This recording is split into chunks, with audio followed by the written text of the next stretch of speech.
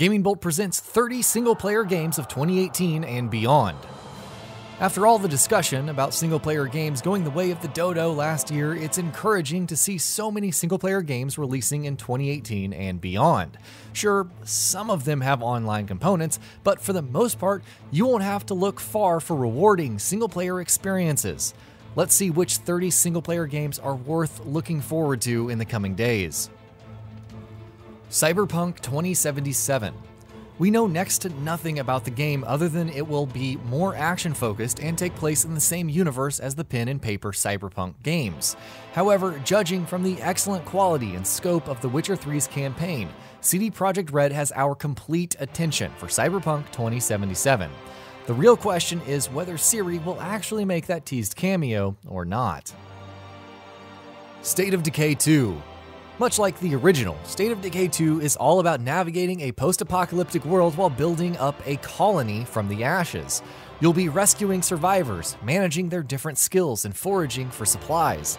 State of Decay 2 will have a whopping 3 cities to explore this time, and you can be sure that even more intriguing survivors and plot twists are in store. Ori and the Will of the Wisps. The follow-up to Moon Studios' fantastic Metroidvania platformer, Ori and the Will of the Wisps will once again see Ori embark on an emotional journey. There's not much information about the setting, new abilities, or how things will be changing, but if Will of the Wisps can grab us as tightly as the Blind Forest, we're in for another great ride. The Last of Us Part 2. Naughty Dog's next magnum opus brings us back to a familiar world of despair. The Last of Us Part 2 is all about revenge as a grown-up Ellie seeks to murder, well, everyone for some reason.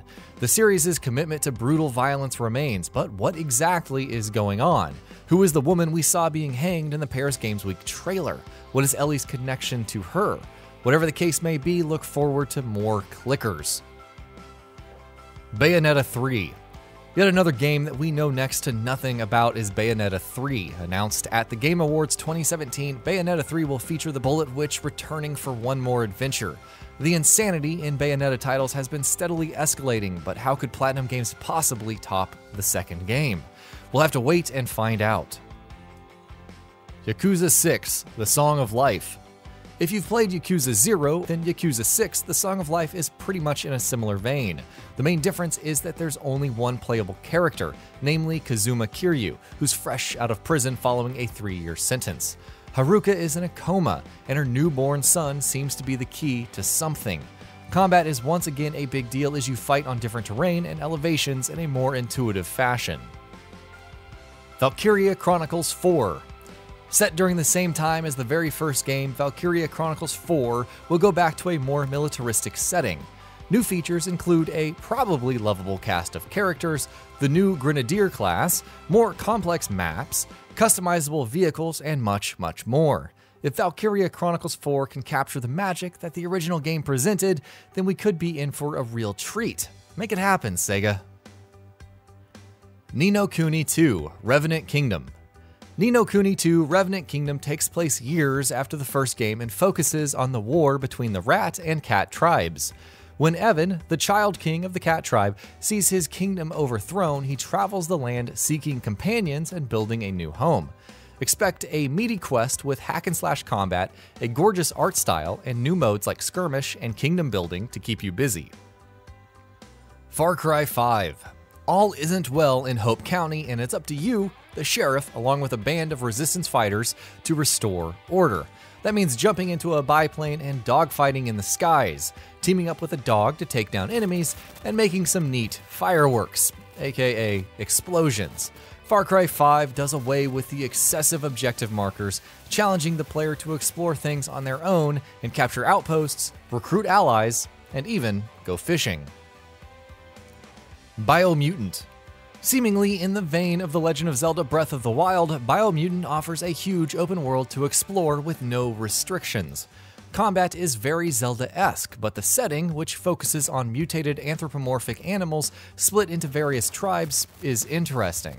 Thanks to some healthy customization and the ability to chart one's own destiny, Biomutant looks to be one of the better AA titles to release this year.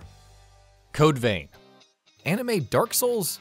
Whatever you want to call it, Code Vein combines the dodge rolling and precise fighting of the Soul series with the over-the-top special attacks and mayhem. Players will control a vampiric being of sorts, navigating a post-apocalyptic world with a partner and trying to find their place.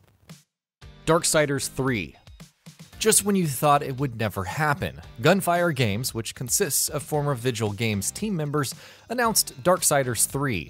Fury, the Sister of War, is the protagonist this time, and she relies on a whip and magic to decimate foes.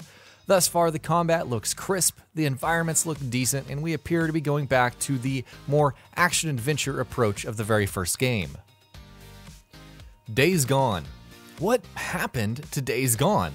The open-world zombie survival title has more or less disappeared after a strong showing at E3 2017.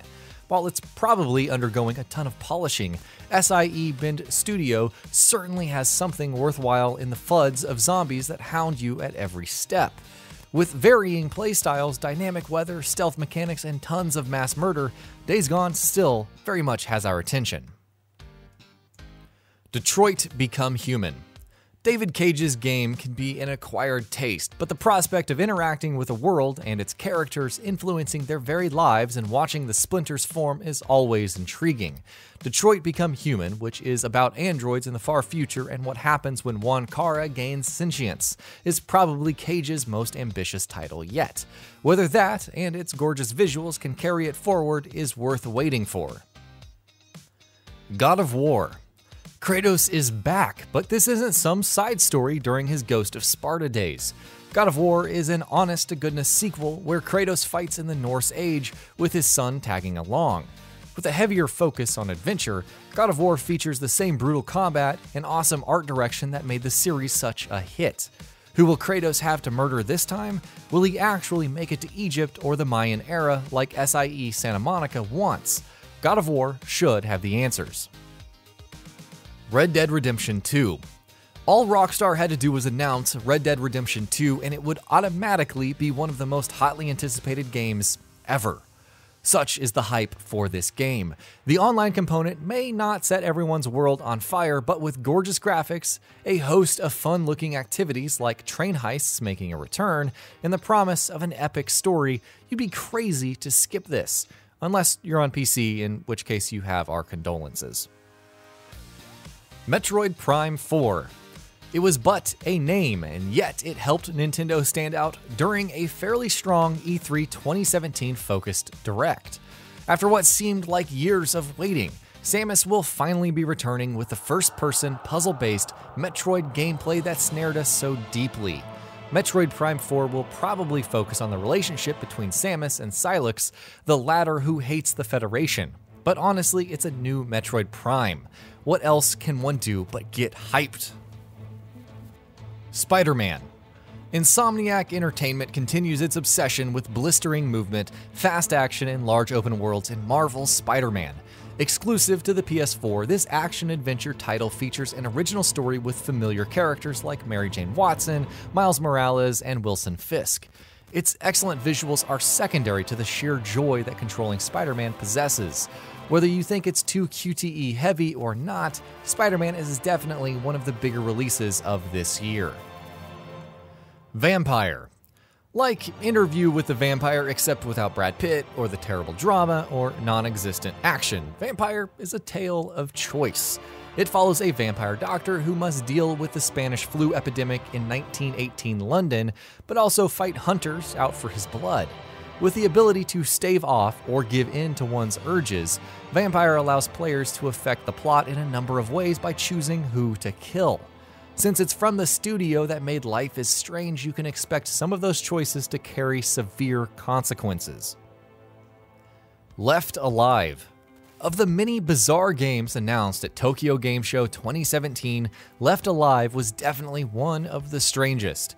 A survival action shooter with giant mechs and Metal Gear Solid character designer Yoji Shinkawa creating the cast, 3 different characters, multiple paths that diverge, and a man versus machine motif. It's interesting, we'll give it that. Don't count on Metal Gear appearing though. Kingdom Hearts 3. At long last, 2018 seems to be the year of Kingdom Hearts 3. The Keyblade War has both confused and astonished us. The gameplay features larger stages with towering bosses and new mechanics, and there are new Disney worlds to explore. Honestly, this may or may not be interesting to you, but it's the first new mainline Kingdom Hearts in, well, forever. Now, whether or not it actually releases this year is the real question. Metro Exodus. The Metro series has always kept a tight focus on its setting up post-apocalyptic Russia, but mainly scouring the underground Metro network. Metro Exodus turns this on its head, because now we're seemingly on a train and exploring slightly non-linear environments, or so we think. Regardless, with its survival mechanics and stellar graphics, Metro Exodus should live up to the weighty history of its predecessors. Call of Cthulhu, the official video game.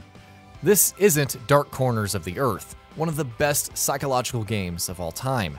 Rather, this is a survival horror RPG from the folks at Cyanide. Stealth and the investigation elements are still central to the theme, and honestly, adapting both the pen and paper RPG and Lovecraft's short story is challenging to say the least. Regardless, we're interested in some deep-rooted psychological horror befitting of Cthulhu. May Call of Cthulhu, the official video game, deliver. Shenmue 3.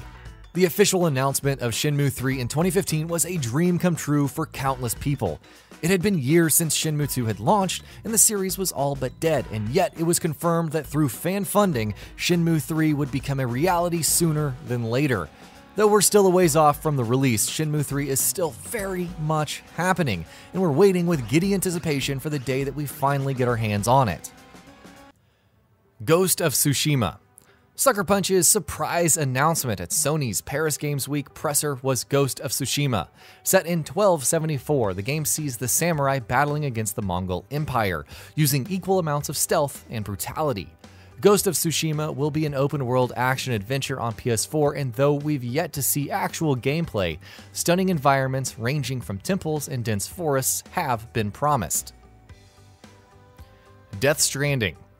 Though Hideo Kojima hasn't come any closer to actually telling us what Death Stranding is, much less showcasing actual gameplay, the mystery of its story and characters continues to confound us. This is an open-world action title that will connect players and is being developed on Guerrilla Games' Decima engine, which was used to make Horizon Zero Dawn. Maybe we will learn more this year. Either way, the insanity that its main cast is being subjected to will thankfully continue. Shin Megami Tensei 5. Persona 5 may have been a huge success, but Shin Megami Tensei is where it all began. You could be forgiven for missing the fourth game since it released on the Nintendo 3DS. Shin Megami Tensei 5 is heading to the Nintendo Switch though, and will take place in a more modern setting. Demons still reign though. A little too Persona 5-esque? We will wait for more details before officially casting judgment. Monster Hunter World. We know what you're thinking. A single-player experience in Monster Hunter? Isn't it best played in co-op? And Monster Hunter World can most definitely be played with friends, but it still boasts a meaty 40-hour campaign set in the new world, with stunning environments and monsters to hunt. Players can embark on high-level hunts in the end game, amassing better gear, and ultimately battling elder dragons. System Shock 3. Before there were first-person shooters that featured role-playing elements, loot, and character progression, there was System Shock. Thankfully, in this age of System Shock remasters and remakes, developer Otherside Entertainment will bring us a brand new title with System Shock 3. Pokémon Switch. Game Freak's Pokémon franchise has been a firm mainstay on Nintendo's handhelds, with occasional forays into the home console space. It seems that Pokémon will be going much bigger in the coming days, with a Pokémon title in development for Switch. Confirmed at E3 2017, there wasn't much to go by other than it's happening. But a mainline Pokémon title leveraging the power of the Switch? Sign us up and make it soon, please. And that'll be about it for this one. If you guys like what we're doing at Gaming Vault, please consider subscribing to our channel, and I'll see you guys on the next video.